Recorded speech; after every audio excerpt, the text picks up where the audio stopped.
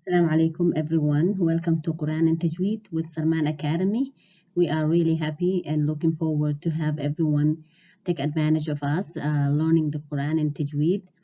Tajweed is a very important part of the recitation of the Quran. Tajweed basically means the general rules governing the pronunciation while reciting the Quran. And it's really important because once you get this down and you read in the Quran, you don't have to worry too much about changing the meaning of a word or a verse. It's very important to pay attention to the rules of Tajweed, and we will get to it. This is together, we're going to learn. This is not only Quran class or Tajweed classes. We're doing it together, and we will have sections and get advanced, but this is a beginner, and we will get to the advanced part of it later in other videos. And here is a definition of what we're just defined. Tajweed, you can read it on your own here. Tajweed also means beautifying the recitation of the Quran. It's really important. It kind of actually gets to your heart as well while reading, reciting the Quran. And we'll discuss more of that later in the course. For beginners, we start with the alphabet as usual. And here's the alphabet, the Arabic alphabet, which is a requirement for you to learn how to read and write the Quran. And a lot of the Tajweed rules uses verses, words, or letters to discuss and talk about a particular ruling that way. So it's really important to know your alphabet and what it looks like, and most importantly, the pronunciation. So let's get to it. We will start from the right to left.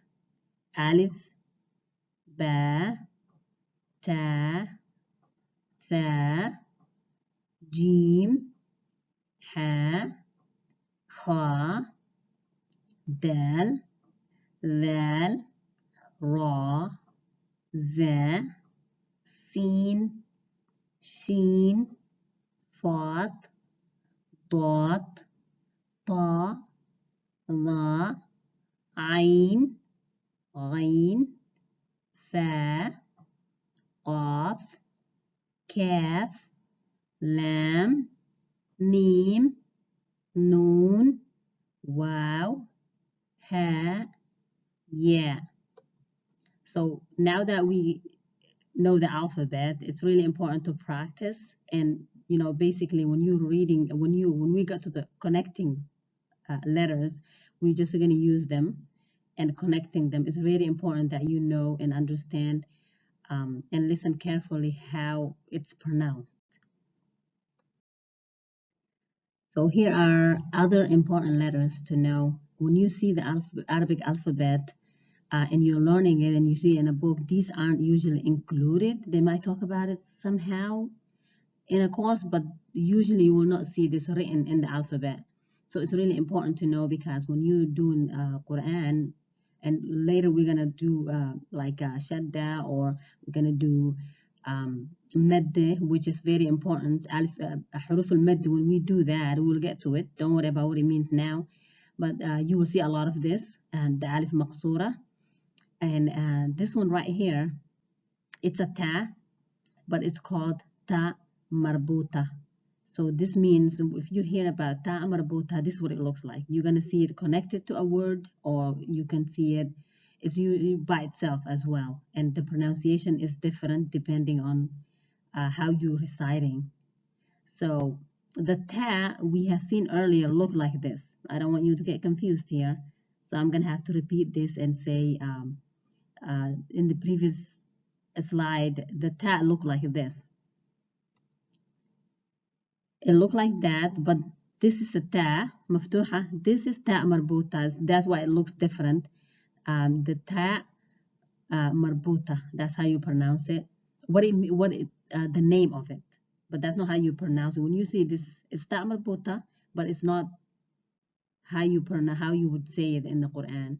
And this one right here, notice it looks a lot like the ya we read in the alphabet, but it's missing 2 dots here, which makes this one a harful حرف المد, which means it's alif مقصورة.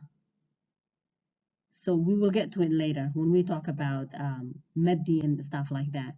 So the alif مقصورة, تاء مربوطة. So now we have the vowels. The vowels here, the Arabic alphabet vowels are called fatha, kasra, and dhamma, which means fatha, it has different, they all have different pronunciation. The fatha has an a sound right here, a sound, right? And kasra has e sound. E, you can say it e like this, or e like this, depending on what language you're speaking. In English, we have these two sometimes sound e, like a e. So now, and we have a dhamma. The dhamma has a sound of u, right? So a, e, u. So we'll use some of the letters we have learned already in the alphabet. We can use examples, like we'll take the smallest one. We'll take just the first letter. So you have alif. So if you want to put fatha on it, so it will be like a, right? A, right? A, fatha. Here's the symbol. The symbol for fatha is this one. It always goes on the top of a letter. And the next one, we're still going to use the same letter so we don't get confused. So we have alif again when we're going to use the kasra. So kasra, the kasra right here. Afwan.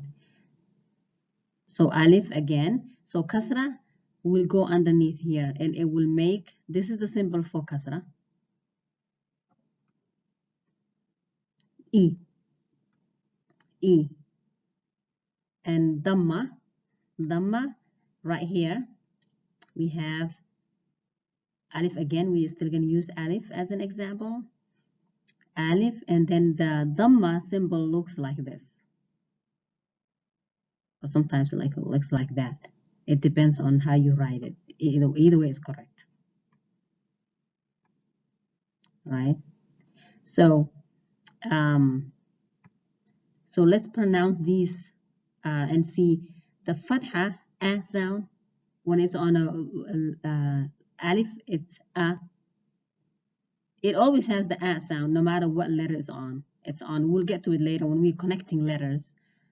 So kasra, e, dhamma, u, a, e, u.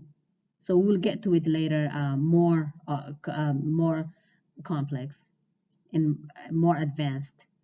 So that's how you would pronounce a, e, u.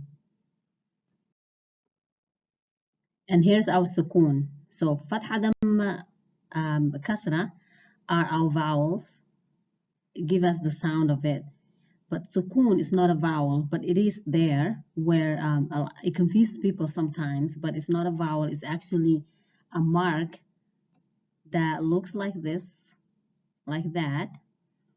And that's the characteristic of it. And the pronunciation is also different, and it doesn't actually, it's a mark that is only received anytime the consonant does not have a vowel. So it deserves a little more attention here, so we don't get confused with the vowels here. So for example, if you have like this word right here, alif kasra, we have done that. So here's a ba, just an example of when to use, right? The sukun. So up here, ab, which shows you that it's on a consonant right here. is on a consonant. Ba is a consonant. And it doesn't have a vowel. It doesn't have a, I, u. It doesn't have like a fatha, kasra, and dhamma. So it has a sukun. So if you, anytime you see this anywhere, it's a sukun. So we have the definition right here. Actually, you can read it on your own. Take notes. It will help for the long run. So it always ends at the at the end of a closed syllable, like the ab, the example we just used. So, and here we have a tanween, which means double vowels, and it comes in two fathas, two kasras, and two dhammas. We'll get to it. And the symbol for this is either this over a letter or under a letter or a word, or over a letter like that. So we'll get to it, what it means. So tanween is double vowel. That could look, we'll still use the alif right here. Alif. So we're gonna use still alif, and we'll put the, it's a sound that has a noon sound at the end of a word, and it's always only on the at the end of a word. So here's what it sounds like when it's on top of the word like this. It sounds like an. You can feel the n sound at the end, which is the noon sound, but there's no noon here.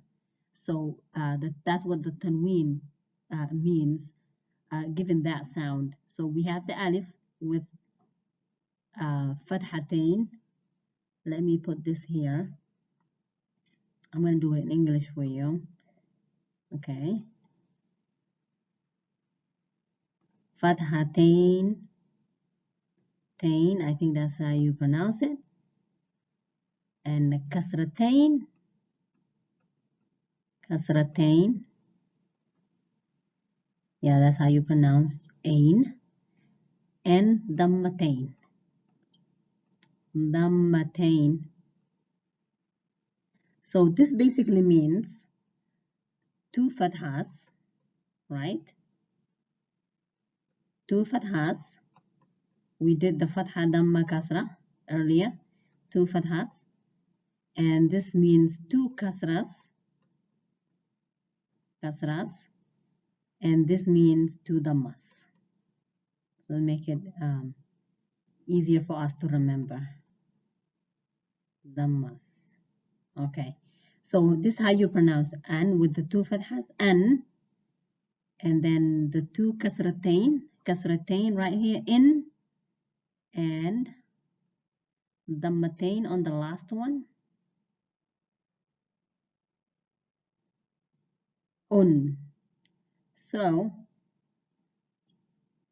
tanween is the word, and it means double vowels.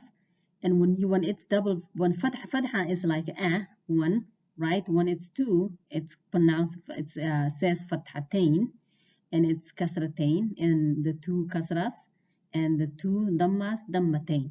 So that's how you pronounce it right here. An, in, un. And you can hear the na sound at the end. Don't worry about it. You don't have to see a na. Tanween, anytime you see a tanween, there is a na sound at the end, and it's always at the end of a word on the last letter. So here's the what we just discussed of the definition of tanween right here. You can read it on your own and get to it and memorize it. We'll see it a lot in the Quran when we get to it, and connecting letters too. And now here we have the short vowels called harakat, qasira. So this just basically means short vowels, and they include fatha, kasra, dhamma, and we discussed that earlier at the beginning, the a, I, u sound. So now we're just going to put the symbols here so we can remember. Okay. So this always tell us how to pronounce the word. So it makes it easier for us. For example, if you have like this word right here, Okay. خلق. So we have dhamma here. We have our fatha here, fatha, kasra right here, dhamma here. So if I'm a beginner and I didn't know any of these, I didn't know the word, but I learned my first lesson here, fatha, kasra, dhamma, and I know my words here, the alif, ba, ta. So this should give me the pronunciation. So that's what the short vowel does for us to let us know how to pronounce the word itself. So we have like fatha, kasra, and dhamma. This is pronounced khuliqa. So just a bonus here. I'm gonna put kha. We have kha here, and lam, and qaf, and we connected them. We connect these three, and that gives us this word. We will get to it later. We're just beginning, but this is just an example of how it falls into place. And then now, once you connect it, you have to worry about the pronunciation, which will give you the fatha, dhamma, kasra. You have to rely on these to give you the sound of this word. And here we have the long vowels, harakat tawila. So the long vowels, which include alif, ya, and waw. As you can see, this is a typical alif, but we're not using it as a letter this time. We're using it for the sound only, to give it the long sound to the letter before it. Same here, the ya, which is the alif maqsura. Earlier we discussed it, what this letter meant. Alif maqsura, just as a reminder, alif maqsura. So with that, it doesn't have the two dots. It's not a typical ya. So it's the alif maqsura, a long vowel. It gives us this ya maddi. So it will give us the long sound with the kasra on the letter before it. And now with the waw, also حرف الياء مدي, which is elongation of a letter, which on the letter before it. So it has a dhamma on the letter before it, and it gives the long sound to the letter before it. So for example, we have like a ba here. We use ba this time. We have used the alif twice. So ba right here, we can see the alif is attached to it right here. So ba, and then for the ya alif maqsura, the ya maddi would be b sound. It will give it the e sound, the b. So it would be b, ba, b, and the last one with the waw, it will say boo. It will sound like it will sound as a boo, boo, right here, which takes only dhamma. So alif maddi right here, long vowel, alif. What are the long vowels? Alif, ya, and waw. So alif only takes kasra on the letter before it, giving it a long sound for 2 counts. It's not mad wajib here. It's not required long sound, which you will hear in the Quran later on. But this one is just a long vowel, which gives it a sound, just a little bit longer. It's ba, but it's ba when it's like this. And it always takes only fatha because the alif. And now, ya, the alif maqsura, ya maddi, right here it takes e sound. So the ba, same one, b, e sound, we make it elongated for only 2 counts, b. Also here, 2 counts, boo, with the waw right here. So ba, bi, boo, just a little bit longer. It's not ba, bi, boo, but ba, bi, boo. You count it only for 2 counts. You elongate it for only 2 counts here. So the long vowel elongates the sound on the letter before them.